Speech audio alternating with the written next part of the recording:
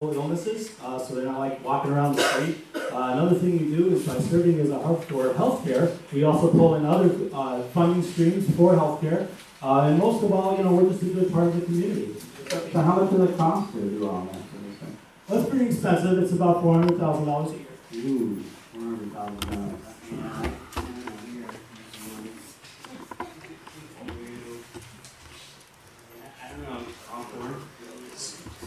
But this, you guys, this is a good program, right? People like this. Community support. And we have our friends here at Loyola University. Tell us a little bit about Loyola and sort of the kind of things that you are. What do you do? We're a non-for-profit real estate, university. We contribute to the community by running the tax base and by building buildings of dubious value to the rest of the community. In fact, some of those buildings you can't even go into.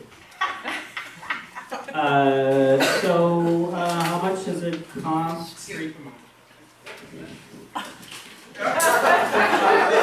Sorry, so you wanted the TIF subsidy, right? Absolutely. And so you're going to increase the tax base with that? Sure.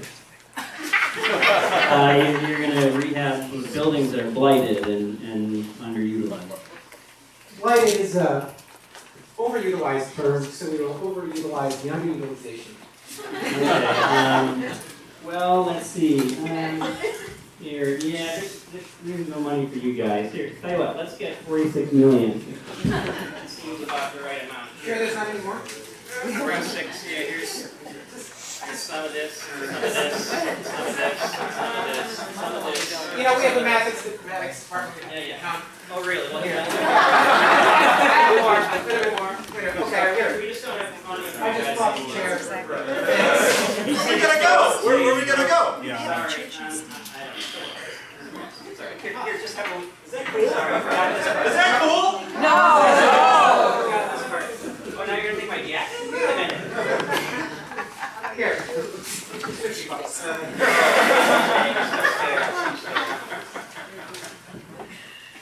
And that's how it works. That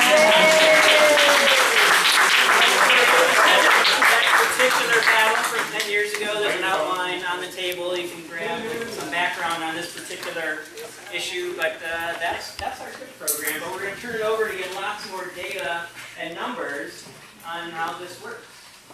So we're going to turn this over to Tom. Thank you, Fran, for a little demonstration.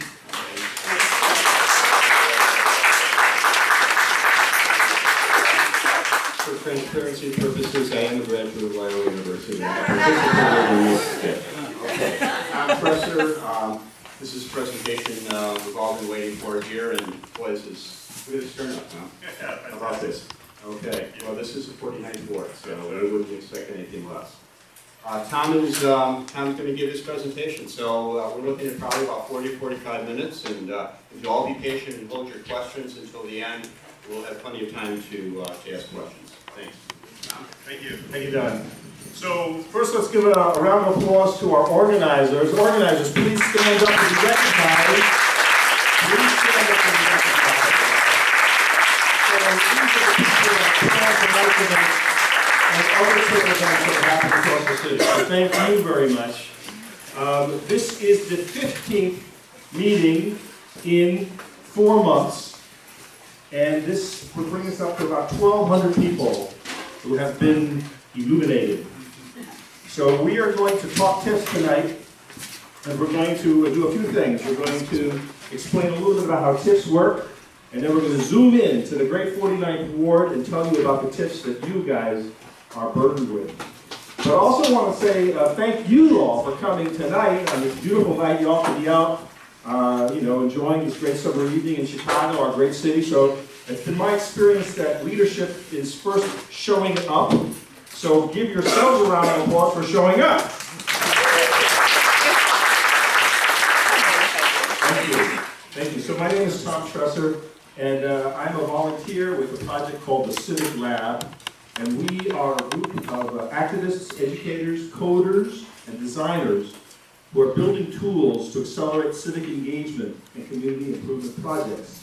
And one of those projects is this, what we're seeing here tonight, the TIF Illumination Project. It is a project of the Civic Lab, and we hope to do many more wonderful things like this to help you guys understand how your city works, so you can do something about it. So I've been in the city since 1980. I came here to be a Shakespearean actor, oddly enough.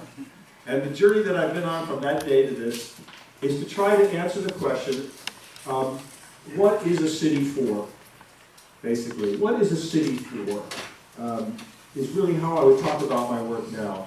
And to be honest with you, it seems like a city has been transformed into some sort of mechanism to strip mine the assets of the many to put them into the pockets of the few. You follow me?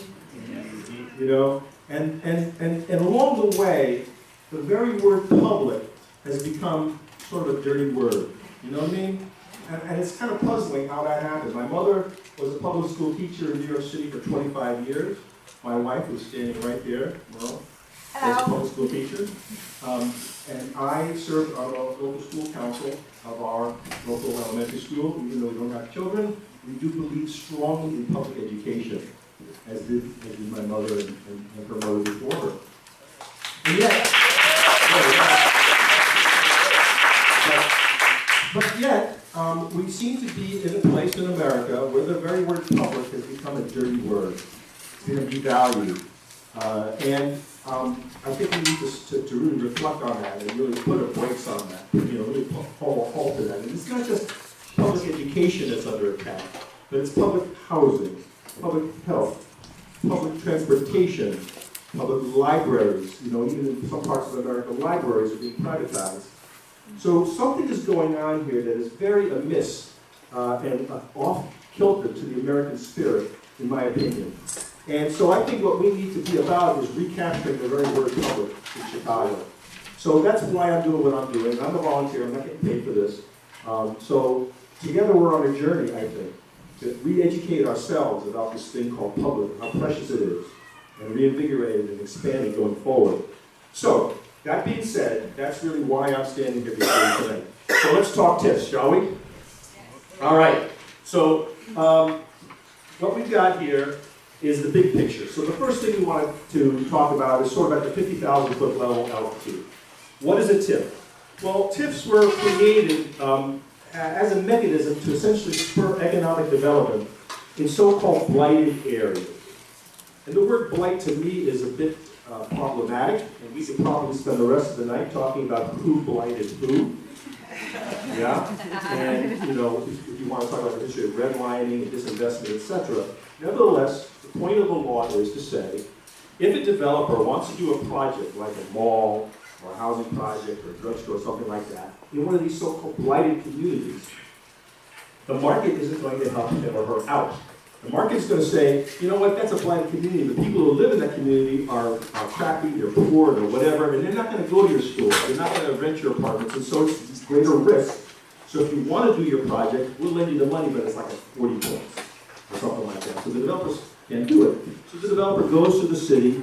It's always a city that sets up a TIF and say, could you give me some stuff? Give me some money. Give me some land.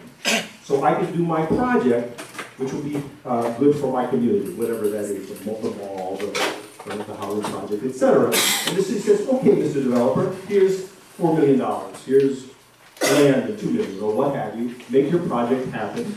The project is built, and supposedly the community does better for it. So that's the idea. But in Chicago, it's strange how the word blight has been applied to such places as the Loop, LaSalle Street, Greektown, and oddly enough, where I live in Lincoln Park, the hottest retail area in Chicago, at the corner of Halsted and North, right across the street from the Apple Store, we have blight, or Grossinger's Auto, $8.5 million.